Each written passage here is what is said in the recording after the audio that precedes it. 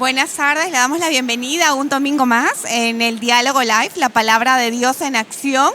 Y hoy tenemos un invitado especial, es mi esposo Jaime. Gracias por aceptar después de tantos intentos esta Encantado de estar aquí. invitación.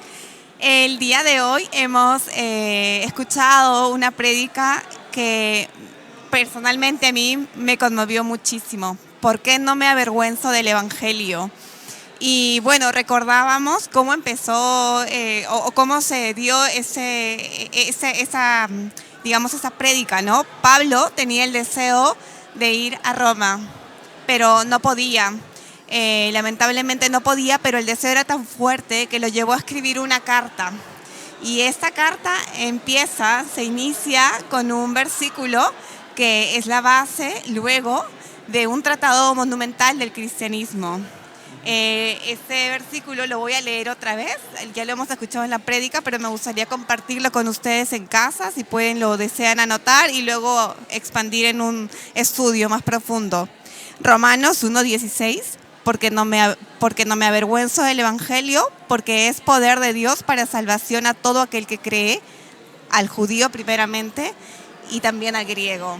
Jaime, me gustaría en esta tarde, por favor, que tú nos puedas ampliar. ¿Por qué crees que Pablo inicia de esa forma, con este versículo, con esa declaración tan profunda? ¿Nos podrías decir o qué piensas que pasaba por la mente de Pablo en ese momento?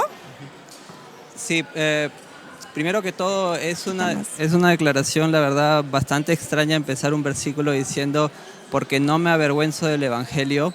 Y yo creo que Dios puso en el corazón de Pablo esta frase porque él, desde su punto de experiencia personal, así como lo comentó el pastor Fernando durante la prédica, había sufrido mucha persecución, lo habían apedreado en Listra, en Jerusalén. Él fue acusado de blasfemia y casi lo quisieron matar, fue sacado en secreto de Damasco y etcétera.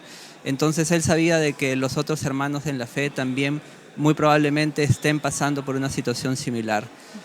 Aparte, culturalmente, como lo dijo Fernando, también los cristianos no gozaban de la mejor reputación en el imperio, ya que habían estereotipos, prejuicios negativos en torno al cristianismo por simplemente no entender cómo funcionaba nuestra tradición cristiana, tal cual de repente como puede ocurrir a veces hoy día.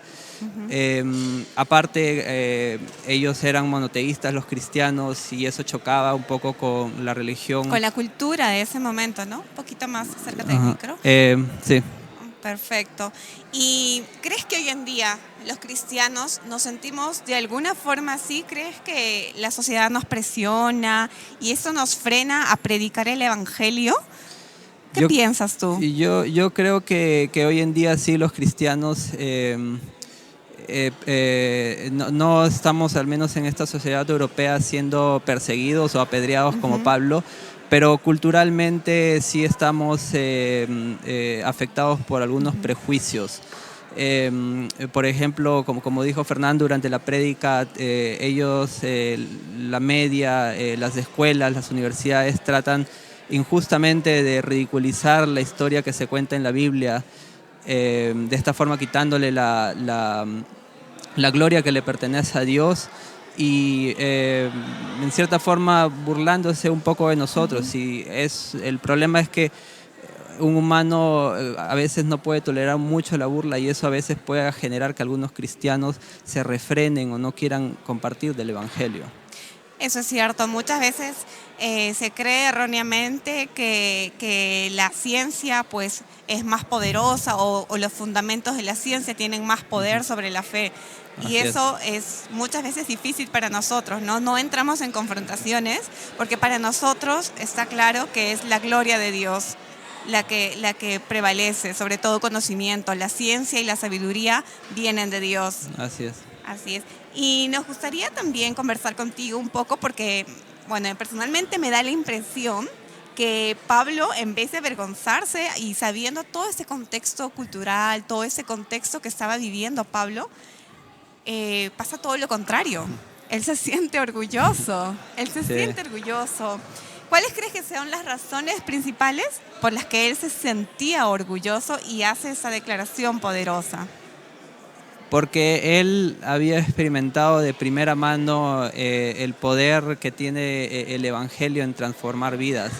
Él, en su época de Saulo, era una persona que se dedicaba a perseguir cristianos, esa era su motivación de vida. Y una vez de que tuvo ese encuentro camino a Damasco personalmente con Jesucristo, él se cambió del otro bando, una persona que jamás nadie pudo haber imaginado de que iba a ser el principal defensor y uno de los evangelizadores más grandes en toda la historia de la humanidad.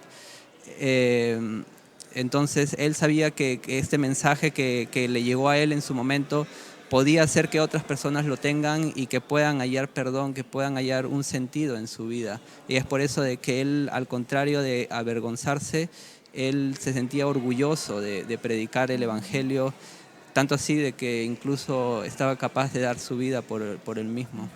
Pasó de perseguidor a seguidor de Cristo. Así es. Y él experimentó la restauración de Dios en su vida, porque él tuvo una experiencia maravillosa con Dios. Y eso es lo que creo yo que todos los que hemos podido conocer a Cristo hemos podido experimentar eso, el amor, la restauración de Dios en nuestras vidas. Y basados en eso, yo también pienso que es lo que nos mueve a nosotros, o lo que, si todavía no lo hemos iniciado, lo que debería movernos, hablar del Evangelio, ¿no? Yo creo que todos tenemos algún hermano, algún amigo, alguien que todavía no conoce de Dios, no ha gozado de su favor, de su gracia, y cuánto desearíamos nosotros que su vida sea restaurada como la vida de nosotros. Y me gustaría hacer una pregunta final. En la segunda parte de este versículo de Romanos, dice, porque es poder de Dios para salvación a todo el que cree. Pero, ¿salvarnos de qué, Jaime? ¿Nos podrías ampliar un poquito? Es una pregunta difícil, pero ¿podrías de repente ampliar un poquito? ¿Salvarnos de qué? Para las personas que nos miran y que no han escuchado todavía el Evangelio. Sería bonito de que nos salve de pagar impuestos de repente o a los niños de no ir a la escuela, pero en realidad acá lo que se refiere el apóstol Pablo es justamente ese poder liberador que tiene la obra de nuestro Señor Jesucristo en la cruz, de redimirnos de nuestros pecados, porque la justa ira de Dios fue derramada sobre Jesús, en vez de que nosotros fuéramos las personas que recibirían esa ira, porque era justo que nosotros lo recibiéramos por los pecados que hemos cometido. Pero a través de esta declaración, Pablo lo que quiere decirnos es justamente que Jesucristo es el plan que Dios ideó, que es mismo Dios también, para poder salvarnos de nuestros propios pecados. Exacto, exacto. Eso es muy cierto lo que dices, salvarnos de nuestros pecados, ¿no? Muchas veces no somos conscientes y decimos, una mentirita blanca no es pecado. O de repente tener una deuda con un amigo, pues estás faltándole, ¿no? Estás faltándole. Y hay cosas que muchas veces por ignorancia, como dice en la Biblia, cometemos pecado y nuestra vida lamentablemente se vuelve en un caos. Y está ahí, es el poder de Dios que va a restaurar nuestras vidas, que la va a limpiar. Igual no vamos a dejar de tener problemas, no vamos a dejar de tener luchas, pero vamos a tener la mano de Dios cuidándonos en todo momento. Muchas gracias, Jaime, por acompañarnos este día. Quisiera a todos los que están en su casa que pudieran reflexionar más en este versículo, en Romanos 1:16, y que pudieran entender el poder de la salvación que nos ha sido dada por gracia, por medio de su Hijo Jesucristo, y podamos aceptarla en nuestros corazones. Los invitamos al siguiente domingo a seguir compartiendo con nosotros el diálogo live y poder compartir también con ustedes la palabra de Dios en acción. Bendiciones.